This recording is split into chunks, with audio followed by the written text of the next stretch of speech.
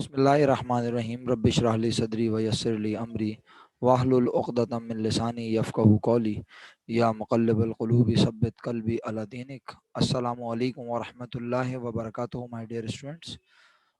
उम्मीद करता हूँ आप सब लोग खैर आफियत से हैं। मेरे लिए एक अजीम दिन है कि आप सब तशरीफ़ फरमा हैं, वरना एक और दो से ज़्यादा बच्चे हमारी क्लास में तशरीफ़ नहीं ला रहे थे, लेकिन आज कोई अच्छा दिन है कि आप सब तशरीफ़ लाएं और मुझे जल्दी जाना है, उसके बावजूद आप सब आज तशरीफ़ लाएं। बहुत शुक्रिया आपके आने का। और मैंने इसीलिए आर यू देयर लिखा था आप लोगों के पास कि अगर आप लोग हैं तो मैं पढ़ाऊँ, वरना फिर मैं तन्हाई में किसको पढ़ाऊँगा। वो ज़रा मेरे लिए मुश्किल है, वो अकेले रिकॉर्ड करना लेक्चर, वो बड़ा मुश्किल काम लग रहा है, पता नहीं क्यों। बहरहाल प्यारे बच्चों, ऐसा है कि आप लोग चाहते हैं कि हम एडजस्टमेंट्स डिस्कस कर लें, तो बस मैं ज़रा शीट खोल लूँ तो फिर एडजस्टमेंट का डिस्कशन का आगाज़ करते हैं। आपकी जो भी कन्फ्यूज़न हैं, जो भी प्रॉब्लम्स हैं, वो आप पूछेंगे। इंशाल्लाह मेरी कोशिश होगी कि मैं जल्दी जल्दी जवाब देता जाऊँ, ठीक है। और रही बात चैप्टर की, तो चैप्टर हम आपसे खोल के शेयर कर लेते हैं। और ये चैप्टर था जनाब एडजस्टमेंट एंड वर्कशीट प्रैक्टिकल।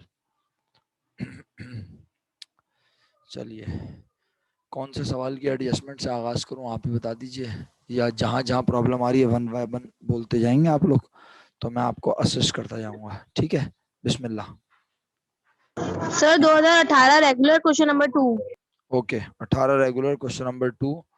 और 18 रेगुलर से रिलेटेड यहाँ हमने कोई बात नहीं की है।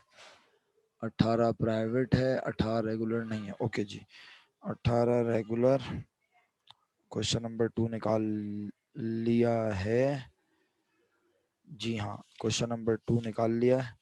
Adjustment फरमाइएगा please. 4 क्या लिखी हुई है? अनरिकॉर्डेड सेल्स, ठीक है। अनरिकॉर्डेड का मतलब जो हमने रिकॉर्ड नहीं किया। अच्छा, अच्छा, क्यों रिकॉर्ड ना की हो? अगर रिकॉर्ड नहीं की तो आमतौर पे आपके दिमाग में वैसे ख्याल क्या आता है? सेल्स के लफ्ज से आपके दिमाग में ख्याल क्या आता है? पहले अपना ख्याल का इजहार कीजिए।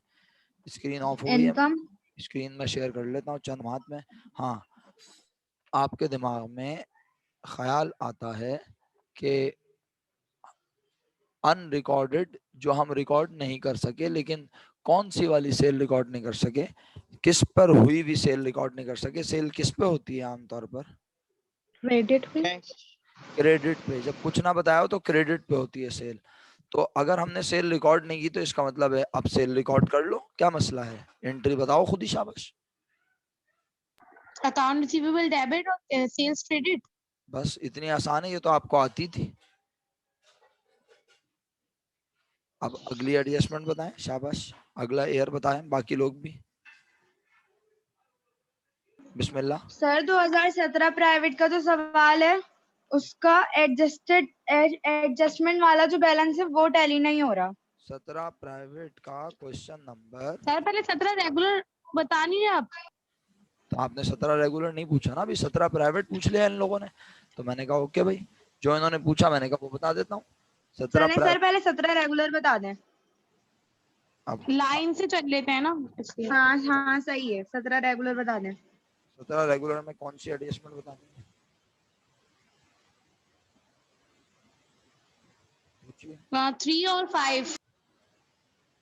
दोबारा बोलिएगा। 3 और 5। सी ई और एफ।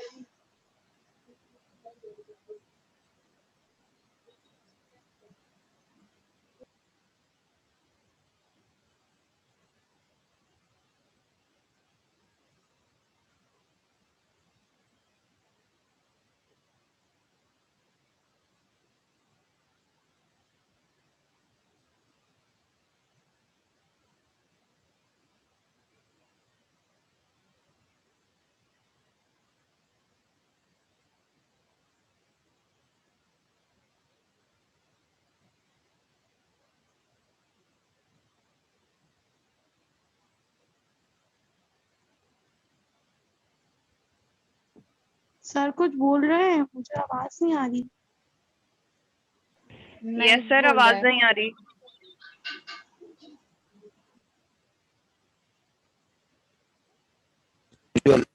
हिल जाता है तो फिर आवाज नहीं आती। अब आ रही है अल्हम्दुलिल्लाह। बहुत अच्छा किया आपने कि आपने बता दिया, वरना हम तो बोले जा रहे थे। चलें, काम की बात यह है बच्चों कि मेरे ख्याल है मैं माइक का सिस्टम सामने ही रखूं, ताकि जब आवाज़ मेरी बंद हो तो मुझे पता तो चल जाए कम से कम आवाज़ नहीं जा रही आप लोगों को।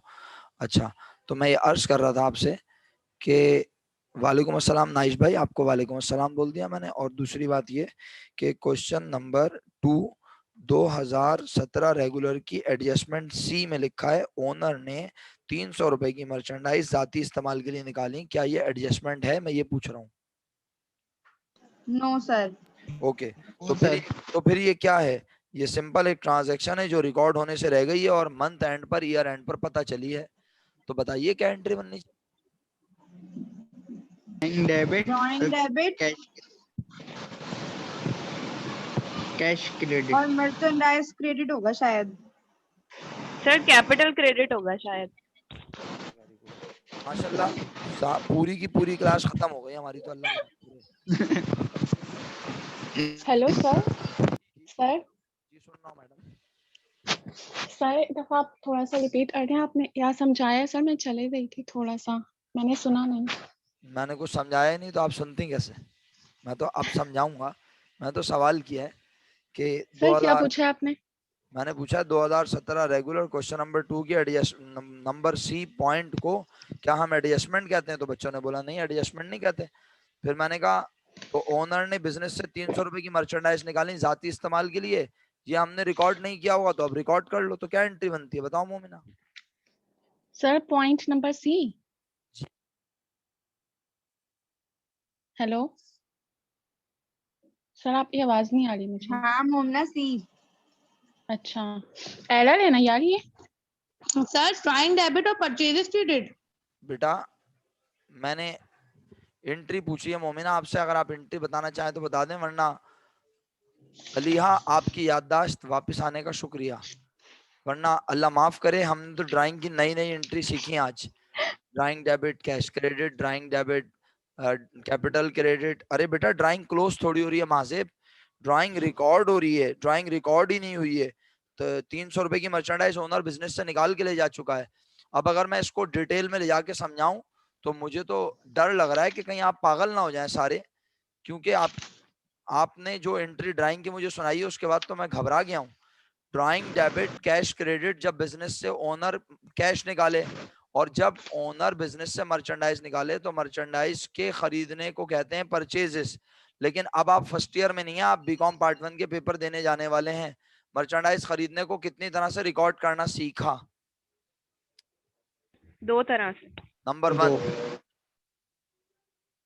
परचेजेस, और नंबर 2 मर्चेंडाइज इन्वेंट्री। एक्सीलेंट। अब ये अगर काश ये याददाश्त सबकी ऐसी हो और सब चीखें मार मार के ये बोलें तो कितना अच्छा लगेगा।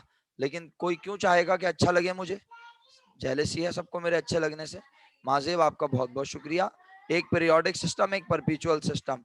फर्स्ट ईयर सेकंड ईयर में जब हम ड्राइंग की एंट्री बनाते थे, मालिक मर्चेंडाइज निकालता था तो हम एंट्री बनाते थे ड्राइंग डेबिट, परचेजेस क्रेडिट।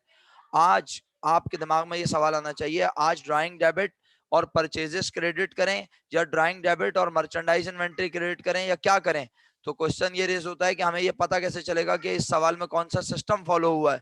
तो जाइए ट्रायल बैलेंस में और जाके ढूंढिए आपको कौन सा ऐसा नाम नजर आता है जिसको पढ़ के आपको लगता है कि आज सिस्टम पीरियोडिक है या परपिचुअल। बताएं बताएं। परचेजेस। परचेजेस का वर्ड इस बात की दलील, सबूत, गवाही है कि आज ये लोग मर्चेंडाइज खरीदते हुए परचेजेस लिखते हैं, यानी ये फॉलो कर रहे हैं, यानी ये फॉलो कर periodic system. Periodic system. Exactly. और अगर ये पीरियोडिक सिस्टम फॉलो कर रहे हैं तो इन्होंने मर्चेंडाइज खरीदते हुए अगर परचेजेस लिखा तो वो मर्चेंडाइज जब ओनर बिजनेस से जाती इस्तेमाल के लिए लेके जाएगा तो ये परचेजेस को ही करेंगे। क्रेडिट। तो ड्राइंग डेबिट और परचेजेस क्रेडिट, ये इसकी करेक्ट एंट्री है। सर दूसरी क्या पोजीशन हो सकती है, दूसरी क्या कंडीशन हो सकती है? पढ़ा लिखा कोई इंसान अगर ये सवाल पूछना चाहे तो फिर हम ये देखेंगे, अगर सवाल में परचेजेस ना होता तो फिर लाजमी सवाल में कॉस्ट ऑफ गुड सोल्ड होती है। Sir cost of good sold, जी बेटा परपेचुअल सिस्टम में cost of good sold record करते हैं। तो फिर हम कॉस्ट ऑफ गुड सोल्ड को क्रेडिट कर देते, क्योंकि मर्चेंडाइज अगर ओनर बिजनेस से निकाल कर ले गया तो हम समझे होंगे जैसे वो हमने बेच दी और हमने उसे समझ लिया होगा अपना खर्चा, हम कॉस्ट ऑफ गुड सोल्ड लिख के बैठे होंगे तो हम अपनी कॉस्ट को कम करेंगे। लेकिन अभी हमने क्योंकि मर्चेंडाइज खरीदने को परचेजेस कहा हुआ था तो हम परचेजेस को कम कर रहे हैं। ड्राइंग डेबिट परचेजेस क्रेडिट फिलहाल, लेकिन अगर ऊपर कॉस्ट ऑफ गुड सोल्ड होती तो इंटरवेंटरी ड्राइंग डेबिट और cost of good sold credit. माजेब आपको ये समझ में आई? क्योंकि अभी तक आप ही रिस्पांस दे रही हैं मुझे, पीरियोडिक परपेचुअल आपको याद है, बाकी लोगों को तो पता नहीं याद है कि ना याद हो। यस सर, समझ आ गई। अच्छा, और बाकी लोग पीरियोडिक और परपेचुअल सिस्टम जब कभी जिंदगी में रिव्यू कर लें उसके बाद वो मुझसे दोबारा ये वाली एंट्री समझ सकते हैं। पेपर से पहले देखें, पेपर इस साल होते हैं, अगले साल जब भी होंगे पेपर इंशाल्लाह आप मुझसे उससे पहले पहले ये एंट्री पूछ सकते हैं। जब कभी आप पीरियोडिक परपेचुअल रिवाइज कर लें ना इन्वेंटरी वैल्यूएशन का चैप्टर, क्योंकि इन्वेंटरी वैल्यूएशन तो हमने बहुत 1900 2000 साल पहले पढ़ा था तो वो आपको याद नहीं होगा। तो पहला चैप्टर वही था इन्वेंटरी वैल्यूएशन, तो आप पढ़ के फिर मुझसे डिस्कस कर लीजिएगा। और सी के बाद डी, डी भी बोला ना, क्या बोला? सी के बाद ई, sir E 5% of fixture and fitting were bought for sales purpose। बहुत आसान पॉइंट है, आप इसको इत्मीनान से पढ़ेंगे तो मैं आपको यकीन दिला के कह रहा हूं आप समझ जाएंगे। 5% of fixture and fittings were bought for sales purpose। पहले बताइए ऊपर फिक्सचर एंड सर। फिटिंग, जी फरमाइए। नहीं आप बोले इसी नाम से है। हाँ, फिक्सचर एंड फिटिंग ऊपर किस नाम से है? फिक्सचर एंड फिटिंग के नाम से, Fixture and यानी fitting हम के इसे नाम मान के बैठे हुए हैं अपना। एसेट। एसेट और वो कह रहा है कि ऊपर जो अमाउंट लिखी है उसका 5% अमाउंट हमने खरीदी थी किस नियत से? बेचने की। तो जो सामान बेचने की नियत से खरीदा जाए उसे किस नाम से लिखा जाता है? सेल्स। अल्लाह अकबर, अल्लाह अकबर। जो सामान बेचने की नियत से खरीदा जाए उसे सेल्स लिखा जाता है। जो सामान बेचने, हाँ खरीदा जाए बोल रहा हूँ, बेचना थोड़ी बोल रहा था अलीहा रिजा, बेचने के थोड़ी पूछ रहा हूँ। जो सामान बेचने की नियत से खरीदा जाए उसे मर्चेंडाइज कहते हैं और उसे कहते हैं परचेजेस। तो इसका मतलब है जो 5% अमाउंट है 49,000 की कितनी बनती है वैसे? 2450। 2450 रुपए का सामान हमने खरीदा था प्योरली किस नियत से? बेचने की। तो उस सामान को खरीदने को मर्चेंडाइज और खरीदने को परचेजेस कहना चाहिए, यानी उसे समझना चाहिए था अपना। एक्सपेंस। और हम उसे लिख के बैठे हुए अपना एसेट तो एसेट को क्या करूं आप लोग ही बताओ सब। कम कर दें। कम। और किसे बढ़ाऊं? परचेजेस को। बाकी लोग हैं हमारे साथ? किसे बढ़ाऊं? Yes sir, purchases. जी शुक्रिया। रिजा? जी सर, आवाज आ रही है मेरी आपको? जी आ रही है। अलीहा कहाँ है? जी सर, मैं यही हूँ। तो रिजा कहाँ है? जी सर, मैं भी यहीं पर हूँ। ओके, अलीहा तुम बताओ, ये एडजस्टमेंट समझ आई? जी सर, थोड़ी सी आ रही है। अच्छा, ये एडजस्टमेंट है या करेक्शन ऑफ एरर है? ये एरर है। एरर है। और क्या एरर क्या था हमने बताना जरा अलीहा। कि हम लोग जो सामान अभी तो हम वो बेचने की नियत से लिख कर आए, ये हमारा एक्सपेंस है, तो लेकिन हमने एसेट रिकॉर्ड किया हुआ है इसको। तो एसेट ज्यादा लिख के बैठे हैं ना, वो एसेट थोड़ी है हमारा, वो तो हमारा क्या है? एक्सपेंस। तो हमें उसको किस नाम से लिखना चाहिए था? परचेजेस। लेकिन हम लिख के बैठे हैं उसे furniture and fixture. Fixture and fitting. तो इसका मतलब है फिक्सचर एंड फिटिंग को क्या करना चाहिए? कम क्रेडिट। और किसे बढ़ाना चाहिए? परचेजेस। बस यही एंट्री बनाइए। अब बताओ अलीहा, कुछ इफाका हुआ? Yes sir. अच्छा, नाइश भाई आप कैसा महसूस कर रहे हैं प्यारे भाई? हुजैफा जरा यार मोहसिन को एक मिस कॉल दे दो, बोलो यार तुम तो किसी लाइव क्लास में आते ही। सर 3-4 मैसेज कर चुका हूँ। ओके, सीन करके इग्नोर कर रहा है? नो होते ही नहीं। अच्छा अच्छा, ओके ओके ओके। नंबर पे मैसेज कर दिया करो सिम के, क्योंकि अक्सर लोग व्हाट्सएप हर वक्त ऑन नहीं रखते मेरी तरह। चलो आगे बढ़ते हैं आप। सर मुझे इस एंट्री की डी वाली तरह कंफर्म करिएगा, क्या बनेगी? Commission amounting 710 was receive in advance, ऊपर हमने कमीशन इनकम के नाम से लिखा हुआ है, तो commission income debit, unearned commission credit 710 रुपए से। जी सर, ओके। ओके, हो गई सी डी ई, हो गई। आगे चलूं? Yes sir. जी फातिमा, जी सर। पूछे ना आप 2017 प्राइवेट की कौन सी एडजस्टमेंट? सर एफ तो बताएं इसका। ले भैया, एफ भी बतानी थी। अच्छा नहीं, ये तो एक्रूड वेजेस है। सही है, सही है। सैलरीज एंड वेजेस ऊपर जो लिखी हुई है उसमें सैलरीज एक्रूड वेजेस शामिल नहीं है, तो वेजेस एक्सपेंस डेबिट, वेजेस पे बिल क्रेडिट 140 रुपए। Okay sir. अब 2017 प्राइवेट का जल्दी से सवाल पूछो। अल्लाह। सर 17 प्राइवेट में मैं बोल रही थी, जो दो दिए हुए, ट्रायल बैलेंस दिया हुआ है और एडजस्टेड ट्रायल बैलेंस दिया हुआ है, और वर्कशीट बनानी है तो एडजस्टमेंट वाला जो कॉलम बना रहे हैं ना, वो इक्वल नहीं आ रहा, 500 का डिफरेंस आ रहा है। यस सर, मेरे पास भी इक्वल नहीं आ रहा। यस सर, मेरे पास भी। ओके ओके, मैंने सुन लिया। अब बताता हूँ मैं क्या करना है। पहले आप ये बताएं, आप सबके पास 2,38,000 रुपए दोनों साइडों पर बराबर है? आपने चेक किया है किसी ने? 2,38,800। Yes sir. Yes okay, sir. अच्छा, अब मुझे जरा एडजस्टमेंट आप सुनाते जाएंगे तो अच्छा लगेगा। एक एक एडजस्टमेंट सुनाएगा हर बच्चा। तो सबसे पहले मेरे पास अलीहा नाम है, तो अलीहा सुनाएंगी। सर एक दफा दोबारा रिपीट जी कर सर, किस चीज की मैंने 2017 प्राइवेट क्वेश्चन नंबर 1। इसमें एडजस्टमेंट आप लोगों ने खुद बनाई है। मैंने एक रिकॉर्डेड लेक्चर के जरिए आप तक ये बात पहुंचा दी थी कि एडजस्टमेंट कैसे बनती है, ऐसा ही है? यस सर, यस वो आप रिकॉर्डेड लेक्चर सब लोग देख चुके हैं? टाइप था। सर जी बेटा, बोलो। सर इसमें एडजस्टेड ट्रायल बैलेंस था, क्रेडिट कॉलम का टोटल सही नहीं है। हाँ, तो इसका मतलब है कि कितने का डिफरेंस है, चेक करो। हाँ, सही बोल रही हो। सर 500। बस तो यस 500। सर, 500 का है। तो वो ट्रायल बैलेंस में, एडजस्टेड ट्रायल बैलेंस में मिस्टेक हुई ना, इसका मतलब है 272 400 272 किसी की 5 ईयर में। अच्छा, एक काम करते हैं, क्रेडिट का बैलेंस मैच नहीं हो रहा ना बेटा, तो मैं जी क्रेडिट के अमाउंट पढ़ता हूँ, किसी की 5 ईयर में सही लिखी हो तो वो बता देना।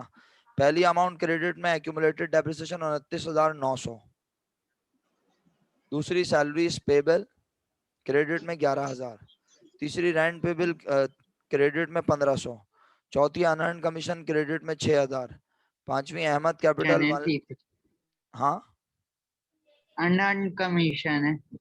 अनअर्न्ड कमीशन तीसरी 6,000 है। 6,000 है। टोटल 29,900 एक्यूमुलेटेड डेप्रिसिएशन, फिर सैलरी पेबल 11,000, फिर लैंड पेबल। अबे तो मैं भी तो ये बोल रहा हूँ जाफा, मैंने कुछ और कहाँ बोला?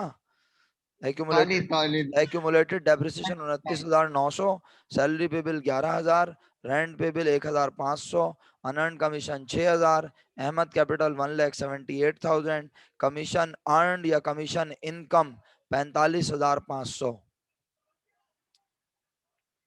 सही है? मेरे 5 ईयर में यही है सर। तो बस इसका मतलब है टोटल यस में सर, मिस्टेक है यही ना। है। बस तो टोटल में मिस्टेक है, इसके एडजस्टेड ट्रायल बैलेंस के और क्या मिस्टेक है, अब वो मिस्टेक मुझे ढूंढनी पड़ेगी। कितने का सर डिफरेंस है? कमीशन इनकम में है अच्छा, 500 की अभी मिस्टेक। चेक कर लेते हैं, अभी चेक कर लेते हैं। कमीशन इनकम 23,500 से 45,500, यानी 23,500 से 45,500 हुई। कितने से बड़ी जरा बताना, डिफरेंस लो। 22,000। 22,000। 22,000। अच्छा, ऊपर जाओ, कमीशन रिसीवेबल 21,300 से कितना हो गया बताना।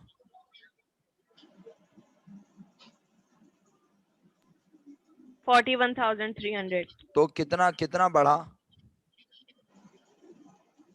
20,000। यस 20,000 सर, से 20,000। 20,000 से कमीशन रिसीवेबल बढ़ा, तो इसकी एक एडजस्टमेंट बनी होगी, commission receivable debit, commission income credit 20,000 से, और एक और एडजस्टमेंट बनी होगी अनअर्न्ड कमीशन डेबिट 2,500 से और कमीशन इनकम क्रेडिट 2,500 से।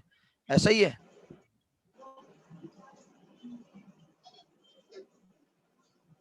सर एक बार दोबारा बोलिएगा। अल्लाह अकबर। Commission receivable debit, commission income credit 20,000 से।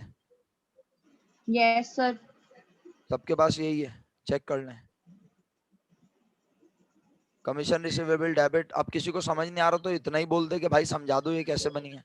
Commission receivable debit, commission income credit 20,000, क्योंकि कमीशन रिसीवेबल बढ़ता हुआ नजर आ रहा है और नीचे कमीशन इनकम में इजाफा भी नजर आ रहा है। कोई मासूम बच्चा बोले सर कमीशन इनकम तो ज्यादा से बढ़ रहा है, तो कमीशन इनकम के बढ़ने की आज एक और वजह है, और उस वजह का नाम है अनअर्न्ड कमीशन। क्योंकि अनअर्न्ड कमीशन हो रहा है कम, तो कमीशन इनकम में हो रहा होगा इजाफा। तो पहला इजाफा कमीशन इनकम में 20,000 का हुआ कमीशन रिसीवेबल की वजह से। तो पहली एडजस्टमेंट मैंने बोली commission receivable debit, commission income credit, और अमाउंट कैसे निकाली, 21,300 और 41,300 का डिफरेंस लिया, जवाब आया 20,000। एग्री? Yes sir. मोमिना आपको Yes, समझ में आ रही है?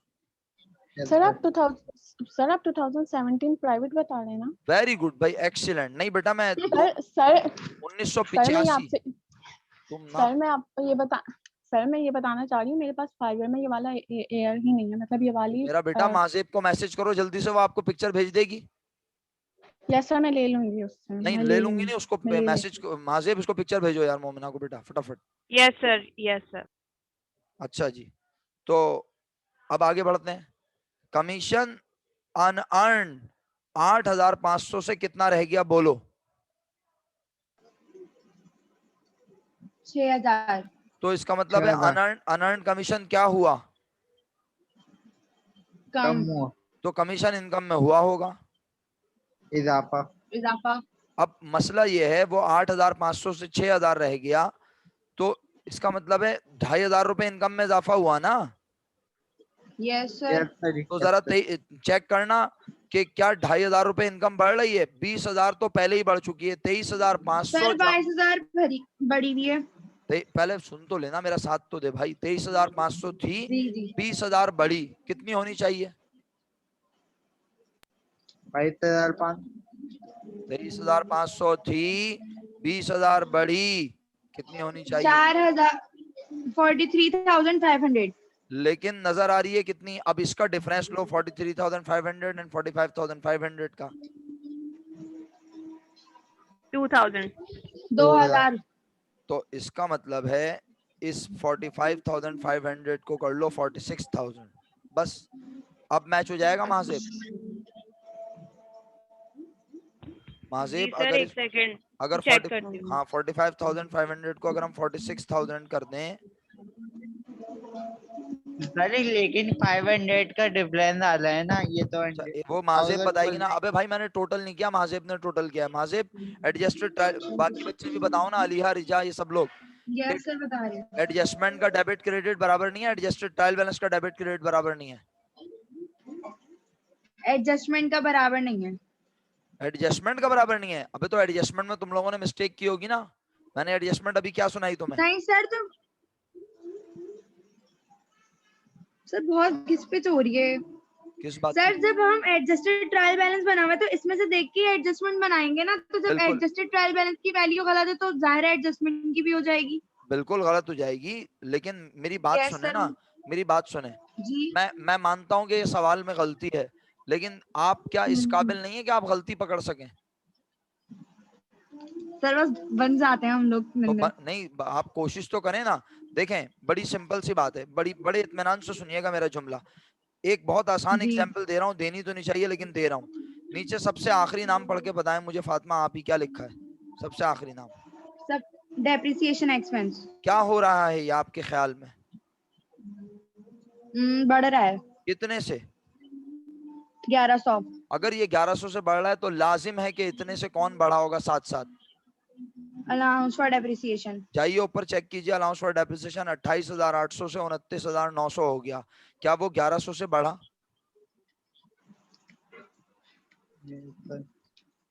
Yes sir. बढ़ा ना, इसका मतलब है वेरीफाई हो रहा है, सेम वैल्यू। टैली हो यस रहा है। सर। अब मेरा सवाल यह है, सर अगर अब सही है। अब मेरी बात सुने, अगर कमीशन रिसीवेबल 20,000 से बढ़ रहा है तो कमीशन इनकम लाजमी 20,000 से बढ़ेगी। यानी कमीशन रिसीवेबल अगर नहीं। हाँ ना, हाँ, सही हाँ। तो बोल रही है जहरीली। कमीशन रिसीवेबल अगर 20,000 से डेबिट हुआ, अगर कमीशन रिसीवेबल 20,000 से डेबिट हुआ तो लाजमी कमीशन इनकम 20,000 से, क्रेडिट होगा। तो 20,000 रुपए कमीशन इनकम में बढ़ते हुए लाजमी नजर आने चाहिए। जाके चेक करो, 23,500 से वो 45,500 हो गया, उसमें 20,000 का इंक्रीज नजर नहीं आ रहा। चल बे, नजर तो आ रहा है। 20,000 क्यों नहीं आ रहा नजर, बल्कि बोलो 20,000 से भी ज्यादा। तो कितने रुपए ज्यादा का नजर आ रहा है इंक्रीज, वो बता दो। 2,000। तो जो 2,000 का ज्यादा इंक्रीज नजर आ रहा है, वो 2,000 इंक्रीज किस चीज की वजह से हुआ होगा? अनर्न की वजह से। तो अगर अनर्न की वजह से 2,000 का इंक्रीज हुआ, तो इसका मतलब ये हुआ कि अनर्न जो के ऊपर 8,500 रुपए है, वो 2,000 से कम होना चाहिए। वो लेकिन कितने से कम होता हुआ नजर आ रहा है? 2,500 रुपए। तो या तो अब अनर्न को सही कर लो या इनकम को सही कर लो, किसी एक चीज को हम सही करवा रहे हैं। बीइंग अ टीचर आपसे, हम आपको ये नहीं कह रहे कि आप गलती सही करो, गलती मैं ही सही करवाऊंगा, लेकिन गलती समझ तो सकते हो ना कम से कम, कि पेपर बनाने वाले ने क्या गलती, यस सर। छापने वाले ने क्या गलती कर दी। छापने वाले ने आज इनकम में जो इंक्रीज दिखाया वो एग्जैक्ट इंक्रीज नहीं दिखाया, नहीं है। क्योंकि अनर्न कमीशन अगर अब देखो ना, अनर्न कमीशन की एडजस्टमेंट सोचो फातिमा, अगर अनर्न कमीशन को देखें, जैसे हमने डेप्रिसिएशन एक्सपेंस को देख के अलाउंस फॉर डेप्रिसिएशन सोचा, जैसे कमीशन रिसीवेबल को देख Yes, के sir. कमीशन इनकम सोचा, इसी तरह अनर्न कमीशन को देखना जरा, कितने रुपए थी अनर्न कमीशन? 8,500, रह गई कितनी? 6,000 तो अनर्न कमीशन क्या हुआ? कम। नेचर 2,500 से। नेचर लाइबिलिटी लाइबिलिटी कम हो तो हमेशा डेबिट। अगर अनर्न कमीशन डेबिट हुआ तो लाजमी क्रेडिट हुआ होगा क्या? कमीशन इनकम तो कमीशन इनकम को 2,500 से क्रेडिट होना चाहिए। 20,000 वो और 2,500 ये, तो कमीशन इनकम में 22,500 का इंक्रीज नजर आना चाहिए। सही। लेकिन इंक्रीज नजर आ रहा है बस 22,000।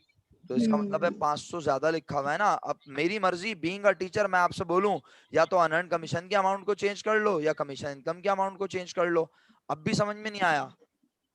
सर आ गया समझ में। तो आ अब गया सर, इक्वल भी आ रहा है अब। अब ये बताओ Yes, किस sir. किस अमाउंट को चेंज कर रही हो अपना महासेब? सर ये कमीशन इनकम। तो कमीशन मैंने इनकम, भी कमीशन इनकम तो चेंज की है। Commission income adjusted trial balance में अब कितना लिख रहे हो आप लोग? 46,000। 22,500 नहीं, ट्रायल बैलेंस में। Yes sir 46,000। 46,000 adjusted trial balance में 46,000 लिखोगी तो ऑटोमेटिकली एडजस्टेड ट्रायल बैलेंस भी टैली होगा। Yes sir. सही है। अलीहा रिजा जिंदा हो बेटे या लाइट चली गई? है ही नहीं अलीहा रिजा। चलो और सवाल पूछो वरना क्लास का वक्त खत्म होने वाला है, 10 मिनट रह गए। फिर कल और परसों दोबारा रख लेंगे क्लास, परेशान नहीं हो। बोलो, परसों नहीं तो कल सर तो 2014। अच्छा ओके, मैं 14 पे जा रहा हूँ। बस उसमें इंक्रीज जो सर जो क्लोजिंग और रिवर्सिंग है वो दूसरी अलग है। मतलब अभी जो एरर टाइप है ये अलग है और रिवर्सिंग अलग है। क्लोजिंग रिवर्सिंग तो मैंने पढ़ाई नहीं, मैं पढ़ाऊंगा ना बेटा अभी क्लोजिंग रिवर्सिंग तो मेरा बच्चा। सही। क्लोजिंग अब समझ लो, अब जो मैं क्लास लूंगा ना रेगुलर टाइप की, वो मैं क्लोजिंग और रिवर्सिंग, sir. क्लोजिंग पढ़ाऊंगा, ओपनिंग पढ़ाऊंगा, रिवर्सिंग पढ़ाऊंगा। 1 से 2 क्लासों में ये सर खत्म। अच्छा, हाँ बोलो। बहुत सारी जगह ऐसी इंक्रीज है ना तो समझ में भी नहीं आ रही कि कौन सी रिवर्सिंग है और नहीं मतलब नहीं, कौन सुन सा लो एरर है। सुन लो सुन लो, क्लोजिंग रिवर्सिंग कहीं लिखी हुई नहीं होती, वो मैं तुम्हें सिखाऊंगा, तुम एडजस्टमेंट ही बनाओगी सारी। ये हर वर्कशीट के Okay, सवाल sir. में जो एंट्रीज दी हुई है वो तुम्हें बनानी है। उसमें एक आध एरर आ सकता है, जैसे अभी हमने अनरिकॉर्डेड सेल एक एरर पढ़ा, अभी फिक्सचर एंड फिटिंग एक एरर पढ़ा, ये 2 एरर पढ़े हमने अभी तक मेरे हिसाब से। और कोई Yes, sir. एक सवाल में एक आध एरर कभी कभी आ जाता है, और मेरे हिसाब से तुम सब अल्लाह के हुक्म से हैंडल कर सकते हो। ठीक है आगे बढ़े। 2014 Yes, sir. 14 सर उसका एक पहला सवाल जो है वो भी पता नहीं क्या है, किस तरह होगा ये समझ नहीं आ रहा था, और क्योंकि इसमें एडजस्टमेंट 14 वगैरह कुछ दी रेगुलर ही 14 नहीं है। प्राइवेट। सर 14 रेगुलर का भी बोल रही हूँ मैं, 14 प्राइवेट का भी बोल रही अच्छा हूँ। अब 14 रेगुलर सुन लो जी। अलीहा फरमाइए। सर आपने 2015 रेगुलर समझा दिया क्वेश्चन नंबर 2? नहीं समझाया, अब 14 रेगुलर समझा रहा हूँ, पहले ये समझ लो। 14 रेगुलर, और जो सवाल तुम लोगों के रह जाएंगे वो फिर इंशाल्लाह आहिस्ता आहिस्ता उन्हें भी डिस्कस कर लेंगे, परेशान नहीं हो। 14 रेगुलर क्वेश्चन 1A, इसमें तो क्लोजिंग एंट्रीज बनाने को कहा है, आप इस सवाल को अटेम्प्ट ही नहीं करेंगे मेरे हिसाब से। बी पार्ट में एडजस्टिंग ओके सर, एंट्रीज बनाने को कहा है, आप जरूर अटेम्प्ट करें, एडजस्टिंग आपको लेकिन बनानी वो नहीं आनी बनानी चाहिए। वर्कशीट। सही है, वर्कशीट तो बनानी नहीं है 2014 रेगुलर में किसी भी सवाल में। और सर 2015 नहीं नहीं, एक मिनट, 2014 प्राइवेट। अब 14 प्राइवेट पे आ रहा हूँ, 14 प्राइवेट पे आ गए। 14 प्राइवेट के क्वेश्चन 1 में एडजस्टेड ट्रायल बैलेंस बनाना है, क्लोजिंग एंट्रीज बनानी है। आप क्योंकि वर्कशीट मेरे साथ बना चुके हैं, सुनिएगा सब लोग, आप सब मेरे साथ हैं। 2014 प्राइवेट की बात कर रहा हूँ, 2014 प्राइवेट क्वेश्चन नंबर 1, इस सवाल के रिक्वायर्ड में कितने चीजें मांगी हैं बताएं। एडजस्टेड ट्रायल बैलेंस और क्लोजिंग एंट्री। क्लोजिंग एंट्रीज मेरी जिम्मेदारी है, मैं पढ़ाऊंगा, और एडजस्टेड ट्रायल बैलेंस आप बनाना जानते हैं। कोई आप में से बोल के देखिए कि सर हमें बनाना नहीं आता, तो मेरा जवाब सिर्फ और सिर्फ इतना सा होगा कि अगर आप स्क्रीन देख सकें तो ये आपके सामने ट्रायल बैलेंस इस क्वेश्चन में भी दिया हुआ है। एडजस्टमेंट दिमाग आपने रजिस्टर में लिख के बनाई होंगी रफ अंदाज में।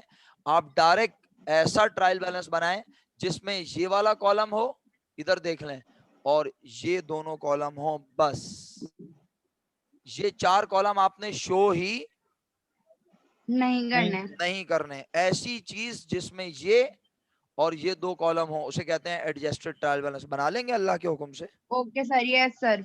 और क्लोजिंग मेरी जिम्मेदारी है, मैं ही बनवाऊंगा। कौन आ रहा ओके और सर, कौन आ रहा है? ओके, अब 2014 के प्राइवेट के क्वेश्चन 2 पे आ जाता हूं। इसमें इनकम स्टेटमेंट या 10 कॉलम वर्कशीट बनाने को कहा है, तो 10 कॉलम वर्कशीट जरूर बनाएं, और इसके कौन से पॉइंट को आप पूछना चाहती हैं पूछ लें। मेरे हिसाब से आप यकीनन यही पूछेंगी 5, है ना? बताऊं 5 पॉइंट? बताऊं यस सर। 5 पॉइंट सब लोग सुन लें, फिर हम अगले सवाल पर जाएंगे। Return of merchandise purchased on credit, वो मर्चेंडाइज जो उधार पर खरीदी थी 1000 रुपए की, वॉज ओवरलुक्ड। मर्चेंडाइज जो हमने वापस की हैं उधार पे खरीदी हुई 1000 रुपए की, ओवरलुक्ड का मतलब बताएगा कोई मुझे? ज्यादा नजर बिल्कुल भी नहीं। ओवरलुक्ड का मतलब होता है ओझल हो जाना, नजरअंदाज हो जाना, किसी चीज का निगाहों से रह जाना। यानी 1000 रुपए की मर्चेंडाइज जो हमने उधार पर खरीदी थी, हमने उन्हें किया था वापस। वो हमारी नजरों से ओझल हो गई, रिकॉर्ड होने से रह गई। तो कर लीजिए रिकॉर्ड। क्या मैं रिटर्न की एंट्री सुनाऊं आपको? सर परचेज रिटर्न क्रेडिट माशाल्लाह, एंट्री सुनाते हुए और पहले, माशाल्लाह एंट्री सुनाते हुए पहले क्रेडिट बोलते हैं। क्रेडिट सुना माशाल्लाह है। माशाल्लाह माशाल्लाह, ज़हीन हो गए मेरे बच्चे छुट्टियों में, निखर सर रहे हैं। मर्चेंडाइज डेबिट होगा। मर्चेंडाइज, नहीं, माफ करे अल्लाह माफ करे, किस पे खरीद? Account payable. शुक्रिया शुक्रिया, आपकी सर याददाश्त वापस आ रही है। अकाउंट पेबल डेबिट, और बाकी सर लोग, परचेज रिटर्न मर्चेंडाइज क्रेडिट। बाकी लोग भी अपना हिस्सा मिला सकते हैं। रिजा अलिहा आप लोग भी बोल सकती हैं अकाउंट पेबल डेबिट और sir purchase purchase return credit. Purchase purchases return credit. Very good, purchase return credit. लेकिन आप माजरत के साथ परचेज रिटर्न गलत कॉल कर रहे हैं। अब आप बोलेंगे सर क्यों? महाजेब समझाएगी, परचेज महाजेब समझाएगी कि परचेज रिटर्न क्यों गलत है। महाजेब जल्दी सर मुझे समझाओ, भी पता है, तुम्हें भी पता है? क्योंकि माशाल्लाह, कॉस्ट ऑफ गुड्स सोल्ड दी हुई है। वाह भाई वाह, एक्सीलेंट, जीत गई फातिमा। क्योंकि कॉस्ट ऑफ गुड सोल्ड दी हुई है, तो कॉस्ट ऑफ गुड सोल्ड वाले निजाम में तो परचेज रिटर्न रिकॉर्ड ही नहीं करते, मर्चेंडाइज करते हैं। हाँ, तो इसका मतलब है एंट्री बननी चाहिए अकाउंट पेबल डेबिट और मर्चेंडाइज इन्वेंटरी क्रेडिट। लेकिन सुनना, खुदारा खुदारा खुदारा सुनना भैया, यस सर। इस साल के आखिर में पता चला है कि आप रिटर्न रिकॉर्ड करना भूल गए। अब अगर आपने रिटर्न रिकॉर्ड नहीं किया तो मर्चेंडाइज इन्वेंटरी क्रेडिट करने का कोई फायदा नहीं होगा, क्योंकि आपकी मर्चेंडाइज इन्वेंटरी कॉस्ट के अंदर शामिल हो चुकी है, और कॉस्ट के अंदर शामिल होने की वजह से वो आपकी कॉस्ट को बढ़ा चुकी है। तो शराफत से कॉस्ट को कीजिए। तो एंट्री बनेगी account payable debit, cost of good sold credit. Okay sir. दोबारा समझाऊं? वो बच्चों को ये बात समझ में नहीं आएगी माजरत के नो साथ जिन्हें सर। पीरियोडिक परपेचुअल याद नहीं आ रहा। आपको पता है मैं जरा इस मामले में सीधा सीधा बोलने का आदी हूँ। जिन बच्चों को याद नहीं आ रहा कि पीरियोडिक परपेचुअल क्या है, तो वो घर पे पहले रिपीट करें एक बार। कॉस्ट ऑफ गुड सोल्ड यानी हम, देखो मेरी बात सुनो, 2 मिनट रह गए, गौर से सुनना जुमला, मैं पूरी कोशिश कर रहा हूँ ईमानदारी से समझाने की। तुम यूं समझो, अगर ये तुम मर्चेंडाइज वापस ना करते तो ये मर्चेंडाइज तुम्हारे पास एंड पर बची हुई होती। अगर ये एंड पर बची हुई होती तो ये होती तुम्हारी एंडिंग। तुम्हारी एंडिंग होती ज्यादा तो तुम्हारी कॉस्ट होती कम। लेकिन कम। तुमने इन मर्चेंडाइज को वापस भी किया और तुम इसे लिखना ही भूल जाए। तो ना ये तुम्हारे पास एंडिंग में है और ना इसने तुम्हारी परचेज को किया होगा कम। जब इसने तुम्हारी परचेज को कम नहीं किया, क्योंकि परचेज रिटर्न परचेज में से क्या करते हैं, लेस। तो परचेज में से परचेज रिटर्न लेस नहीं हुई होगी, तो परचेज रिटर्न ना लेस होने से परचेज आई होगी ज्यादा। परचेज ज्यादा आने से कॉस्ट भी आई होगी, ज्यादा। क्योंकि परचेज की नेचर है एक्सपेंस और कॉस्ट की नेचर भी है एक्सपेंस। तो एक्सपेंस ज्यादा आया होगा, इसीलिए एक्सपेंस को करेंगे कम।